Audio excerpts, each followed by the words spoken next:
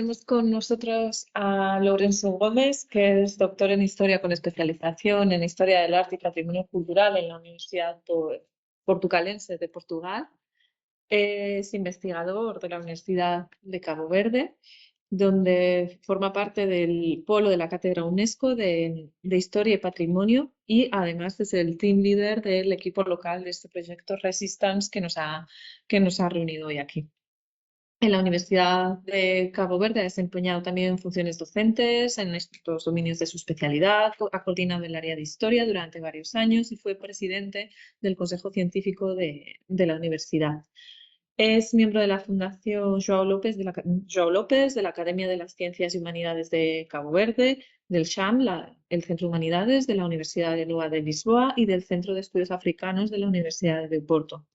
Y entre sus numerosas publicaciones se destacan tres libros, uno titulado Urbe, Memoria y Crítica del Arte, otro Historia y Crítica Ribeira Brava, la ciudad, historia y crítica de sus obras de arte, y finalmente Monumentos, Historia e Interpretación. Así que os dejo ahora con Lourenço Gómez. Obrigada. Gracias. Obrigado. Chegamos ao século XIX. Dá para ver que houve uma boa coincidência de temas que permitiu uma montagem cronologicamente muito bem pensada para este evento. Sentimos-nos muito gratos pelo acolhimento da equipa da Susana. Estamos bem instalados, temos um espaço de trabalho na faculdade, temos também espaço de trabalho na biblioteca e temos ainda uma alternativa de trabalho fora deste campus, que é a Biblioteca Central, que é muito agradável para estar. Estive lá ontem até quase 9 da noite, o que mostra que, de facto, sentimos-nos encantados. Estamos satisfeitos. Bom, eu trago aqui o tema A Revolta da Chada Falcão, Ilha de Santiago de Cabo Verde, que vai cruzar um pouco com o tema que acabou de apresentar o colega que me antecedeu. E digamos que nós vamos falar da questão campesina, da questão fundiária, da questão agrária de Cabo Verde. Nós encontramos na literatura muitas referências relativamente a solos das ilhas pouco férteis, boa parte dos solos improdutivos, aqueles problemas climáticos que temos. Somos um país de clima tropical seco, mas na verdade estamos perante uma parte do território que tem um solo bem fértil, que é todo o território que abrange a área da Chada Falcão, um planalto ali na Ilha de Santiago, que é palco da revolta de 1841. Trago um sumário, não é? Além da introdução, as contradições potenciadoras da agitação social nas grandes fazendas da Ilha de Santiago, as causas remotas e mais próximas da revolta e os acontecimentos mais significativos, como as considerações finais. Aproveito para agradecer o gesto da Benita e garantir-nos a tradução para espanhol e para poderem acompanhar, porque eu nem faço esforço para falar o portinhol. O que vou fazer é ser mais pausado possível para poderem perceber. De facto, os objetivos de uma comunicação neste tema têm muito a ver com não só conhecer, digamos, as formas de participação dos grupos neste tipo de evento social, mas sobretudo a partilha desse conhecimento. Aqui este é uma oportunidade boa para se fazer essa partilha e ao mesmo tempo com as lições que vamos aprendendo, que nós, na área de História, sempre temos a tendência para mostrar que há lições do passado a perceber, que podemos contribuir no sentido de até ajudar a entender questões atuais, que já vêm de trás, que têm a ver com problemas fundiários, que nós vivemos ainda em Cabo Verde e com certeza que haverão noutros sítios, e ajudar nas políticas públicas que podem mitigar questões que ainda temos na vida agrária. O tipo de documentação consultada para este tipo de trabalho, nós vamos aos arquivos, e aqui trago um exemplo de um documento do Arquivo Histórico de Tramarino, que fala, por exemplo, da necessidade de se pôr fim às rendas fixas, quer dizer, da época. Quer dizer, no fundo, é mexer na forma de contratos celebrados na época, que muitas vezes eram contratos verbais, e o que levava a que os proprietários pudessem, de forma arbitrária, não é, decidir sobre a questão da relação com os rendeiros, com quem trabalhava a terra, e das formas de compensação do trabalho, não é? Decididas sempre de forma arbitrária. Então, aqui este documento é importante porque refere a essa questão da necessidade de rendas fixas para que não fossem estabelecidas de forma arbitrária, como aconteceu. A título introdutório ainda dizer que trago aqui um mapa de Cabo Verde do século XVII, há configurações anteriores, séculos anteriores, pelo menos do século XVI, mas aqui no século XVII dá para ver que já há uma configuração muito próxima daquela configuração que nós temos para as ilhas de Cabo Verde, uma espécie de duas linhas cruzadas que depois, não é? Depois as ilhas se estruturam segundo esta configuração e nos mostra que, quer dizer, é uma informação que trago, nós estamos a falar de ilhas que enfrentam um clima tropical seco e que isto acaba por esta realidade climática vai, digamos, cruzar-se com os problemas agrários, não é? Digamos que o rendeiro era muitas vezes obrigado a pagar uma renda sobre a produção que não chegou a ocorrer num ano de muita seca e que não teve produção. Então nós temos a realidade climática acaba também por cruzar-se com a maneira como a gente vai abordar este tema. As ilhas de origem vulcânica, a maior ilha Santiago, onde está a Chada Falcão, palco da revolta,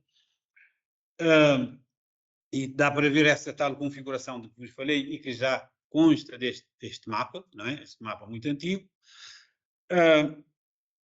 Digamos que podemos dizer que há uma potência para resistência nas ilhas que se manifesta muito cedo. Desde logo, uma forma de resistência passiva perante as condições naturais das ilhas.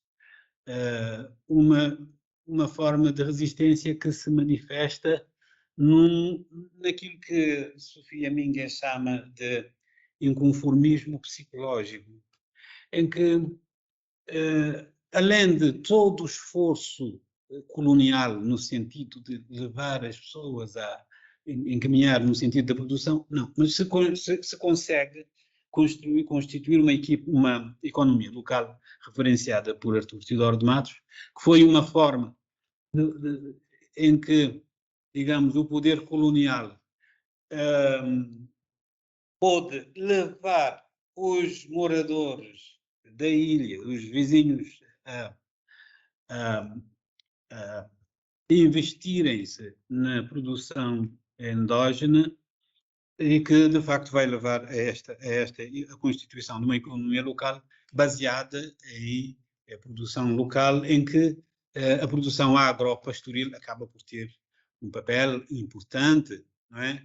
E que vai ter um complemento que é, digamos, o comércio atlântico, de que a Ilha de Santiago se transforma muito cedo num grande entreposto comercial.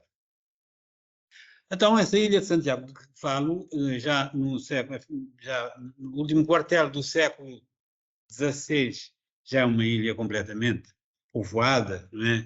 Tem já uma consolidação no seu povoamento, e vemos isso na maneira como os assentamentos humanos se vão constituindo e se vão estruturando em paróquias, em freguesias cujos nomes, cujas designações praticamente chegam até hoje, como aparecem aqui neste quadro referente ao ano de 1572. Entrando no primeiro ponto desta apresentação, aquelas contradições que nós vamos encontrar, se calhar em todo o lado, mas há uma especificidade aqui na Ilha de Santiago que vai conduzir a agitação social do século XIX é muito forte em muitas revoltas, não só essa de 1841, há uma de 1822, numa localidade próxima da Chada Falcão. Há revoltas de escravos na própria vila e cidade da Praia. Há revoltas noutras ilhas, não é? Então o século XIX é muito forte em agitações sociais, sobretudo de âmbito agrário. Dessas contradições, nós vamos encontrá-las na relação estabelecida nos vínculos, nos vários vínculos que vão nascendo, as grandes propriedades que vão nascendo na ilha, e temos referências de uma que fala até o António Coelho Silva, num dos seus livros, o vínculo da Ribeira de Águas Belas, que no século XVI já tinha 114 escravos. A propriedade da Chada Falcão, que é palco da revolta, pertencia até 1829 à Santa Casa de Misericórdia. Isso é curioso que muitas das propriedades agrícolas da ilha pertenciam à Igreja, e a Santa Casa de Misericórdia concede esta propriedade a um dos proprietários da ilha, no caso Nicolau dos Reis Borges, que vai estimular a produção, mas de forma exacerbada, de forma exagerada, que vai trazer alguns conflitos que de facto vêm dessas contradições na relação entre rendeiro, camponês, livre, não é? E o proprietário que quer impor as suas ordens segundo um critério dele mesmo e não respeitando situações como se há ou se não há produção para querer cobrar as rendas, como aqui já referi.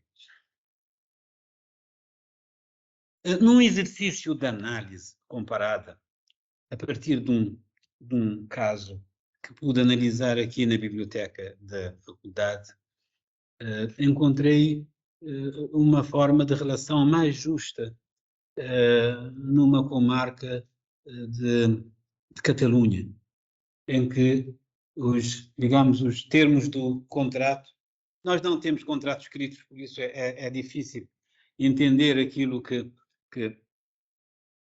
quero aqui referir relativamente a esse caso, mas nota-se que talvez aqui no centro desse império ibérico, no caso de Espanha, as relações tenham sido mais justas do que aquelas que nós observamos nas colónias, e que é o caso que nós aqui estamos a abordar. Das contradições que nós encontramos, de facto, há enquanto que há um esforço por parte dos rendeiros na busca de uma relação mais justa na exploração das terras, há um afrouxamento do poder sobre os proprietários, do poder do Estado, do poder dos donatários, sobre os proprietários, que também fazem parte do poder, eles mesmos também. Alguns são presidentes de Câmara, outros são coronéis militares, outros são párocos ou vigários. Então, tudo isso vai alimentar a contradição de que vou falando, e que também esbarra na concentração de terras nas mãos desses proprietários. Também, pronto, vivia-se esse momento de desigualdades e, ao mesmo tempo, estão em voga novos ideais, que vêm dos ideais iluministas do século XVIII, que ganham força no século XIX, com as revoluções atlânticas e outras revoluções que acontecem pelo mundo, as revoltas que vão acontecendo nas zonas coloniais. E, portanto, enquanto que há um afrouxamento, um abrandamento de pressão sobre os proprietários, que por isso sentem que ganham mais força, mais poder e podem impor e estimular as desigualdades, vive-se um tempo de reivindicações, de busca de igualdades, e ao mesmo tempo isso vai alimentar a agitação social o espírito de agitação social que vai nascendo. Exigia-se reformas justas, não é? E num tempo em que os proprietários aumentavam ainda mais as suas arbitrariedades junto dos rendeiros. Então, a fazenda da Chata Falcão vai ser vítima, juntamente com outras fazendas de Santiago e toda a vida dos rendeiros, vai haver, digamos, esta situação de muitas arbitrariedades dos morgados. O morgado da Chata Falcão, no caso, Nicolau dos Reis Borges, digamos, ele recebeu essa propriedade da Santa Casa de Misericórdia com a missão de fazer-a produzir mais. E vai fazer de tudo para aumentar de forma exagerada os rendimentos. Aqui rendimentos é não numa perspectiva da produção da terra, que deve ser, que hoje o que é que nós dizemos hoje relativamente a isto? O que nós dizemos hoje é que nessa relação no campo, o que deve haver, além das relações mais justas entre quem trabalha a terra e quem é o dono da terra, a introdução de tecnologias que possam aumentar a produção. Recuando no tempo, o que é que acontece nessa altura? É que quer-se muita produção num contexto em que pode haver anos sem produção, por causa das secas. As secas em Cabo Verde muitas vezes são cíclicas. Muitas vezes temos ciclos de 5, refere António Carreira relativamente a isso. António Carreira é um dos nossos clássicos da história de Cabo Verde, refere muitas vezes a ciclos de 5 a 7 anos de seca. Nós, recentemente, estamos a fechar um ciclo de 5 anos de secas consecutivas em Cabo Verde. Este ano choveu bastante, há um ano na agricultura, mas na altura queria-se aumentar a produção nas condições que nós sabemos, nas condições naturais que temos em Cabo Verde, e isso o que é que vai gerar nos rendeiros? Vai gerar um sentimento de injustiça nos anos em que não há produção. Então, Nicolau dos Reis Borges recebe essas terras com esse espírito de querer aumentar a produção e aumenta excessivamente as rendas, não é? E quer a todo custo ter rendas e vai ao ponto de expulsar alguns rendeiros que tinham dívidas de anos anteriores que se acumularam por falta de produção. Quer dizer, não há produção, não há pagamento de rendas E as dívidas aumentam, e isso vai ser uma das condições que vai, digamos, essa relação é uma das condições que vai levar à revolta. Então, das causas e motivos que nós temos para falar aqui, as causas mais remotas vêm, de facto, desse mal-estar geral dos rendeiros, relacionado com isso tudo que vos vou falando, não é?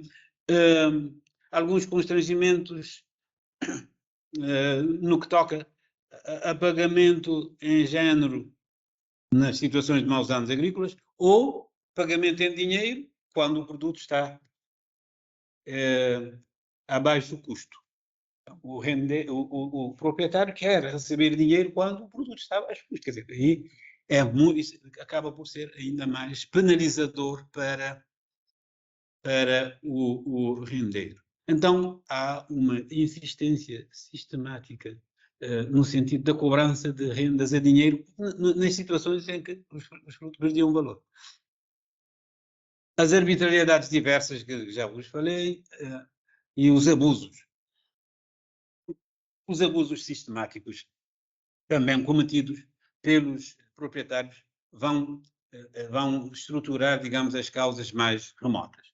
Das causas mais próximas da revolta, duas fundamentais, não é? A revolta dos engenhos de 1822 e um rumor que correu na Ilha de Santiago. Digamos que é fruto do tempo que se vivia, um tempo de reivindicações, um tempo de afirmações de ideais liberais, o tal rumor que correu de boca em boca, quer dizer, entre os rendeiros, em como iria chegar-se ao fim do regime dos morgadios em Cabo Verde. Então, esse rumor vai estimular, digamos, os rendeiros à revolta. E os acontecimentos mais significativos, este é o último ponto desta apresentação, digamos que depois de se espalhar o rumor de finais dos anos de 1840, no dia 13 de janeiro de 41, um núcleo de poucos rendeiros, que entretanto se vai aumentando, dirige-se à casa desse morgado, vão em ruído, vão marchando e demonstrando alguma força, exatamente no momento em que o proprietário estava, juntamente com seus feitores, a cobrar rendas de milho e arrecadar rendas a dinheiro. Então, perante o alerta desse ruído característico, isso é narrado por Cristiano José de Sena Barcelos, é um outro clássico da história de Cabo Verde, que escreve muito sobre a história de Cabo Verde nos finais do século XIX. Nele vão inspirar muitos historiadores que se têm afirmado entre nós todos, seguramente, em que esses rendeiros, já em número de 300, para uma comunidade de pouca população, é expressivo, não é? Protegido por uma grande tapada que envolve a casa de habitação do proprietário, foram-se reunindo ao som de tambor que tocavam, a rebate, não é? Demonstrando a força que levavam consigo. E perante esta situação,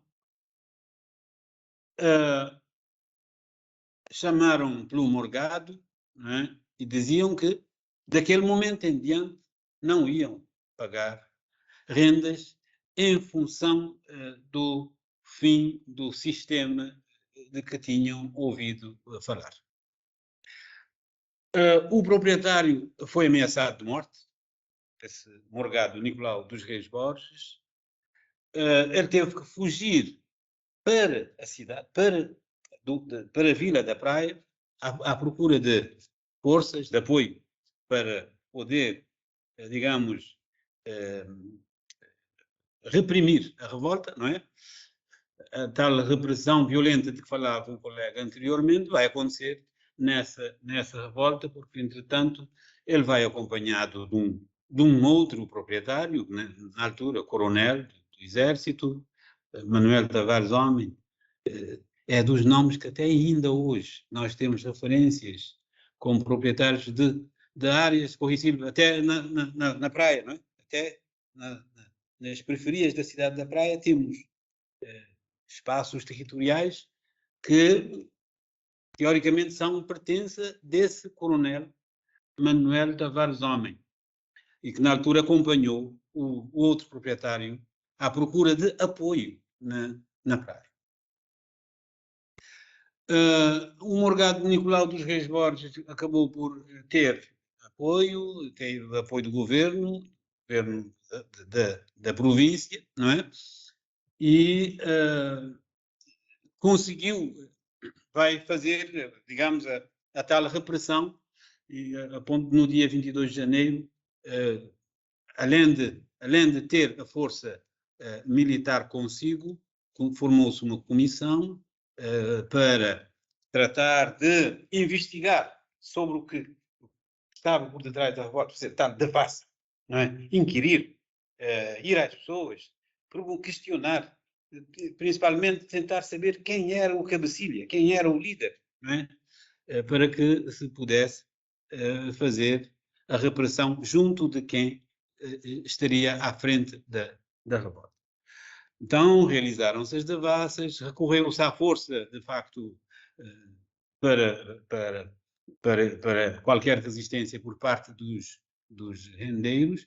Foram prendidos, muitos deles sem culpa formada, não é? Com atuações à margem da lei, não é? Alguns foram amarrados, espancados, não é? Não é? Nós temos, inclusive, referências em termos de não sei quanto tempo tenho, mas já estou próximo do fim. Temos referências da outra revolta, da Ribeira dos Engenhos, temos mais referências espaciais do que esta. A de 1822, temos ainda a Casa de Morgado. A Casa de Morgado tem calabouço. O calabouço servia exatamente para punir os rendeiros e escravos nessas situações, não é? E, portanto, nós temos referências físicas que demonstram este tipo de atuação. Colocava-se a possibilidade de recorrer ainda a força maior, porque os rendeiros os revoltosos não rendiam, quer dizer, à medida que se aumentava a força para combater os revoltosos, eles conseguiam reunir cada vez mais forças e foram resistindo, a ponto das autoridades sentirem-se na necessidade de reunir mais forças e chegarem à conclusão que, de facto, como tinha acontecido na revolta de Engenhos, que estava-se perante uma instabilidade social na província, na Ilha de Santiago, e que as autoridades locais tinham dificuldades em fazer frente. Em maio desse ano de 41, as autoridades já analisavam com conveniência a possibilidade de abolição dos morgadinhos, como já se sabia, entre os rendeiros. E mesmo assim, esse sistema prosseguiu ainda por mais de 20 anos. A gente questiona porquê e as razões dessa continuidade do sistema, apesar de todas as reivindicações, apesar de todos os princípios que estavam em voga na altura, a razão está no facto de os próprios proprietários serem também parte da autoridade local, não é? Então eles não tinham interesse em pôr cobro, em pôr fim ao sistema reinante. Então essa situação prosseguiu por tanto tempo, rodeado das contradições de que falei, e que, aproximando-nos do fim desta civilização, resta-nos estas considerações gerais. Dizer que, de facto, houve um motim que aqui foi descrito, que visava uma transformação social que traria profundas consequências, mas que, no fundo, até ainda subsistem sequelas situações não muito justas ainda na nossa realidade agrária, sobretudo na Ilha de Santiago, não? Sobretudo na Ilha de Santiago. E tem havido muitos trabalhos sobre esta realidade. Há um colega nosso da Universidade de Cabo Verde, Cláudio Furtado, que tem trabalhado muito a questão agrária na Ilha de Santiago e que tem revelado que muitas contradições ainda estão por detrás de algumas tensões que ainda estão latentes nessa relação. Digamos que, deste ponto de vista, este tipo de reflexão, este tipo de análise destas questões agrárias hoje tem atualidade, podem até contribuir para uma reanálise da nossa vida agrária e poder potenciar, digamos, uma outra forma de ver a agricultura em Cabo Verde, eventualmente com inovações, com busca de mais justeza na relação entre quem trabalha a terra e quem é dono da terra. Na verdade, há uma fronteira muito cinzenta entre quem é dono e quem trabalha, ainda hoje. Então, esses problemas ainda hoje subsistem. Eu tenho aqui as referências relativamente a este trabalho. Eu sou da área, sou de História da Arte, tá? Portanto, eu peço desculpas por alguma imprecisão, porque, na verdade, é o projeto Resistance que nos mete nisso. E muito obrigado pela vossa atenção.